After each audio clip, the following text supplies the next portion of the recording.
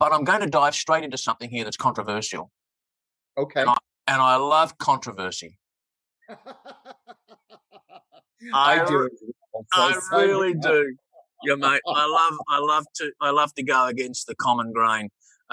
You espouse two words, and that is stop stretching.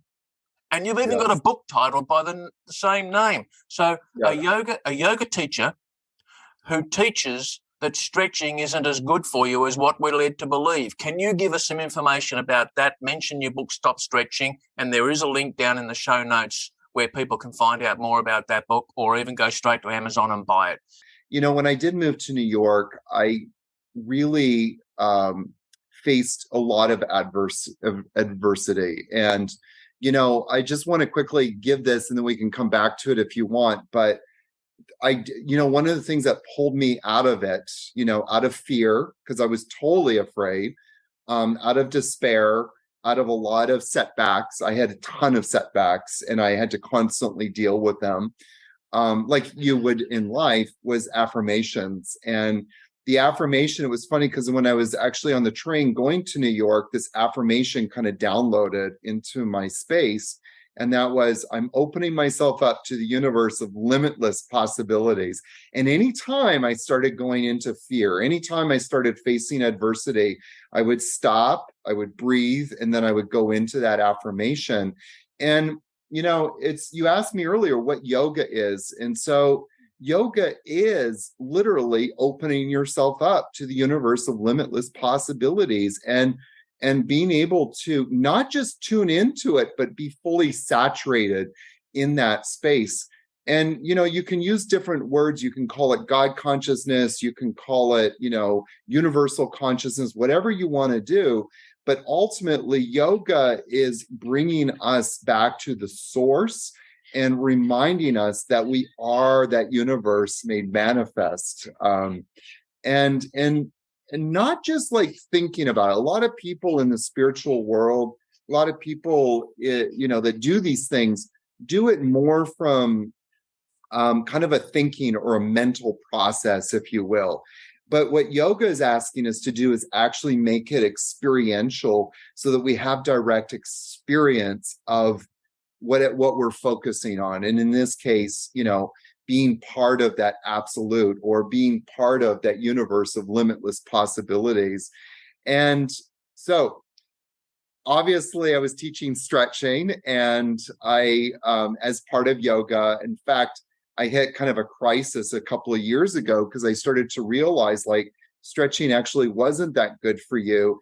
And I was faced with this moral dilemma of like, if I'm not teaching stretching, how am I going to teach yoga? And what I've come to realize through different, studying history of yoga, reading the scriptures, reading different texts, is that nowhere in any of the scriptures is there any reference to needing to stretch. This whole idea of stretching and flexibility has really become more, if you will, like a Western idea. It's like we saw these lanky Indian boys who were 18, 16 years old, being really quote unquote flexible. And we assumed that that's how we're supposed to practice yoga, and it's not.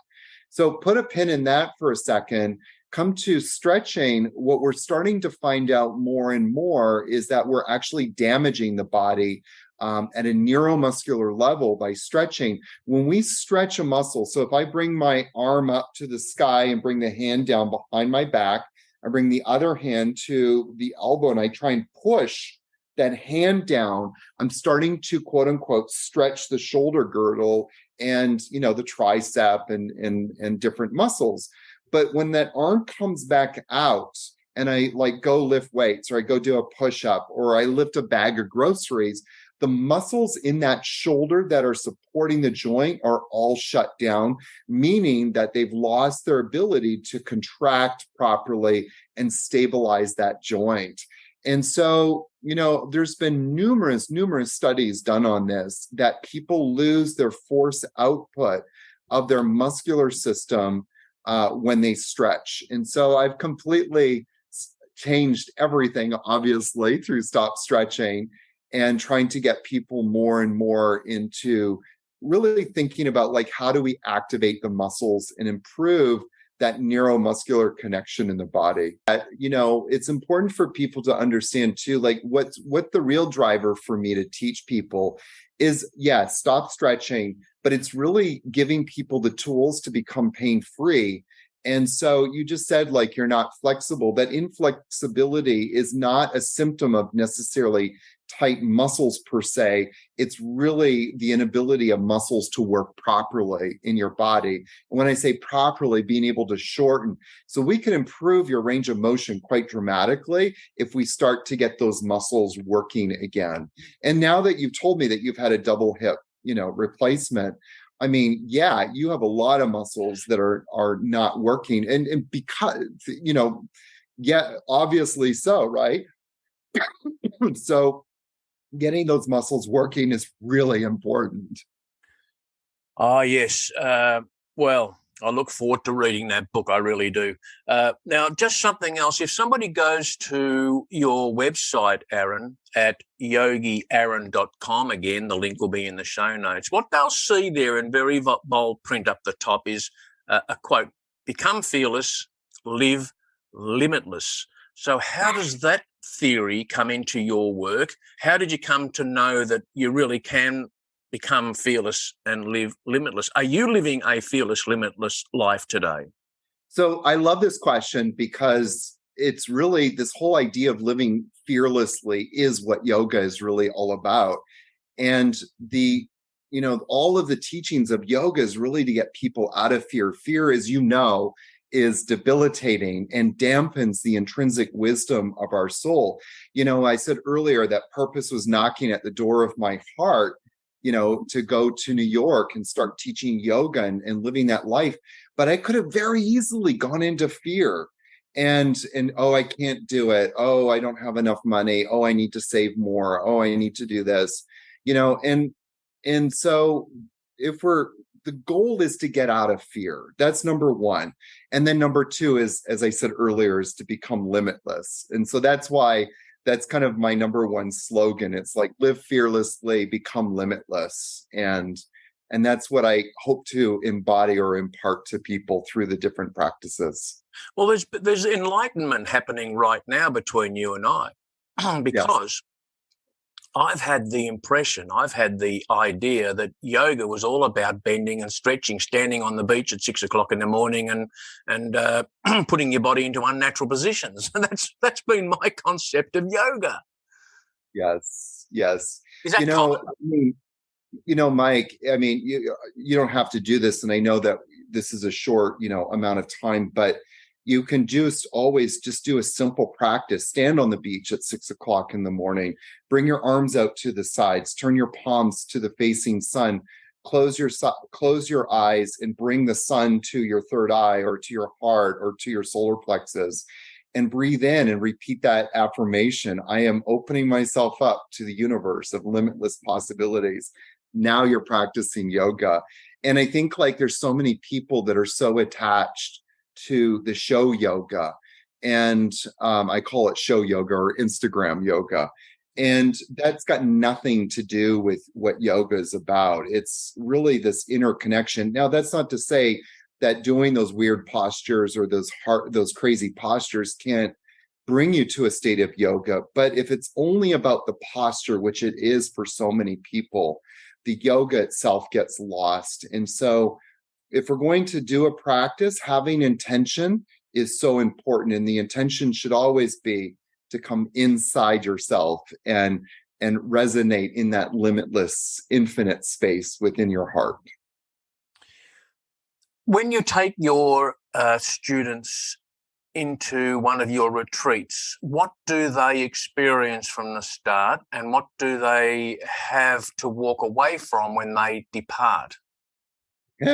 When I'm leading my yoga immersions at Blue Osa, they come in. I mean, so many people come in lost.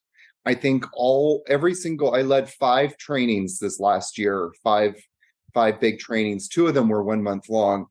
And every single person came in, and it was a lot of people, said that they felt disconnected from their body They felt disconnected from their life and who they are in this world and what that means.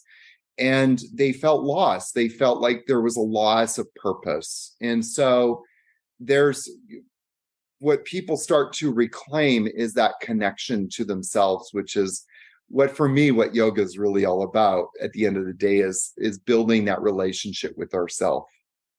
There is a very calming, I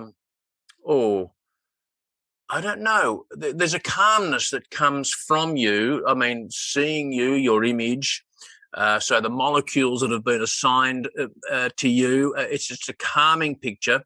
And listening to you talk, it's also very calming. And I can imagine that those people who attend your retreats or even read your book or visit your website would be like me, who would feel drawn to wanting to experience more of what Yogi Aaron is all about. And so for those viewers and listeners, in the show notes, if you're like me and you want to know more, there's some links to click there. And I thank you, Aaron, for joining us on the Comeback Coach podcast to share just in this short time some of your background, what you're about, and to share some of that wisdom that you've experienced. And so what do you want to leave our audience with as a parting thought? I'm going to talk about something that was very personal to me today as I had to respond to a negative comment. And there's a lot of people that have ideas about what spirituality is about. I think that spirituality and to be a spiritual person is to be in the constant endeavor to be the best version of ourselves. And, in the words of my teacher, Swami Rama said, do the work, do the spiritual practice so that you can make your personality a more pleasant one for those, who have to deal with you in the world. And I think it's just so important, for everybody who's doing this work, keep doing it because it's not easy sometimes, but it's so rewarding when we find that place of inner contentment in our life and that, we're not disturbed by what's going on in the outside world because we have full knowledge of who we are at our source. And so that's my parting, comment is just keep doing the work, trust the process, trust your teachers, and you'll get there. Thank you, Aaron. Thank you, Yogi Aaron. And thank you to the audience for joining us on this edition of the Comeback Coach podcast. And the links are in the show notes. You'll find out more about Yogi Aaron, his book, his website, and what his beliefs are, what he teaches through his retreats. Thanks again for joining us. And to the audience, thank you very much for joining us on this edition of the Comeback Coach podcast. This is Mike Searles. Until next time, signing off.